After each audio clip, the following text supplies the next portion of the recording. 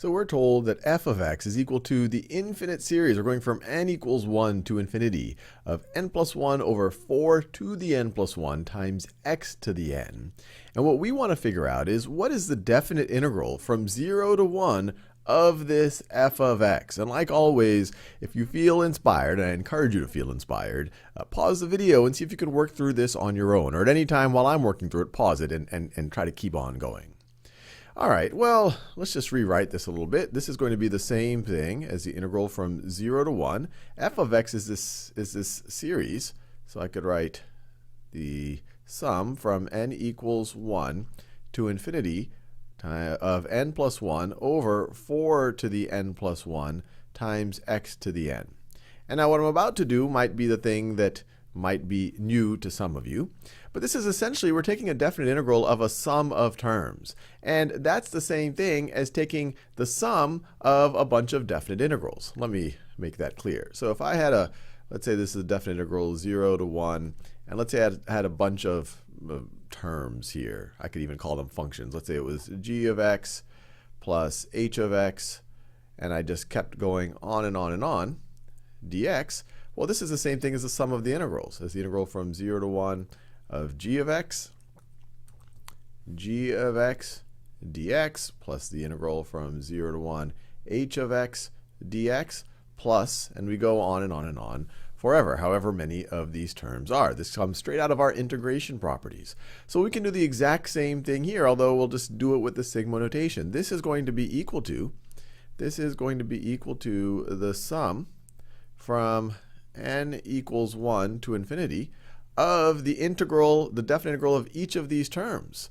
So I'm going to write it like this. So of the integral from 0 to 1 of n plus 1 over 4 to the n plus 1th power times x to the n, and then it is dx. So once again, now we're taking the sum of each of these terms.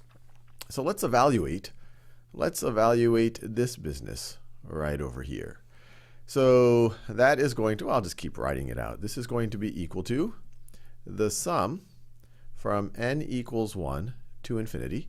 And then the stuff that I just underlined in orange, this is going to be, let's see, we take the antiderivative here.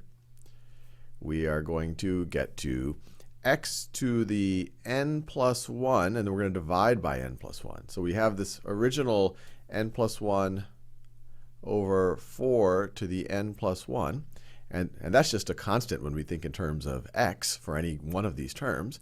And then here we'd want to increment the exponent and then divide by that incremented exponent. This just comes out of, I often call it the inverse power, or the anti-power rule, or reversing the power rule. So it's x to the n plus 1 over n plus 1. I just took the antiderivative, and we're going to go from 0 to 1 for each of these terms. And before we do that, we can simplify. We have an n plus 1, we have an n plus 1. And so we can rewrite all of this.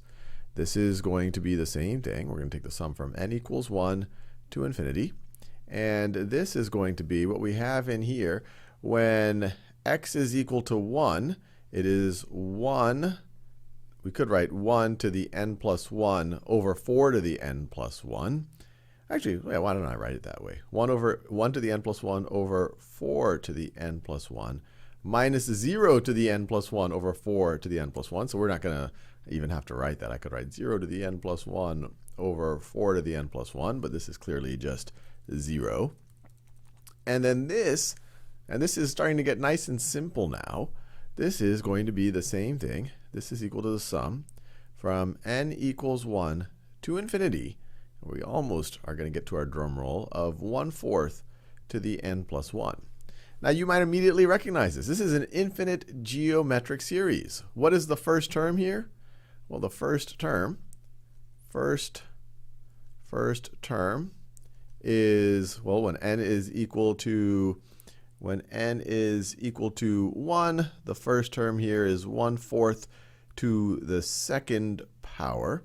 Did I do that right? Yeah. When n is equal to 1, it's going to be, so this is going to be 1/4 to the second power, which is equal to 1 over 16. So that's our first term. And then our common ratio here Well, that's going to be, well, we're just going to keep multiplying by 1/4. So our common ratio here is 1/4. And so for an infinite geometric series, this is, since our common ratio is less than, or its absolute value is less than 1, we know that this is going to converge, and it's going to converge to the value, our first term, 1/16, divided by 1 minus the common ratio, 1 minus 1/4. So this is 3/4. So it's equal to 1/16 times 4/3. So 1/4. This is going to be equal to 1/12. And we're done. And this seemed really daunting at first, but we just have to realize, okay, an integral of a sum, even an infinite sum, well, that's going to be the sum of these infinite integrals. We take the antiderivative of these infinite integrals, which we were able to do, which is kind of a cool thing, one of the powers of symbolic mathematics.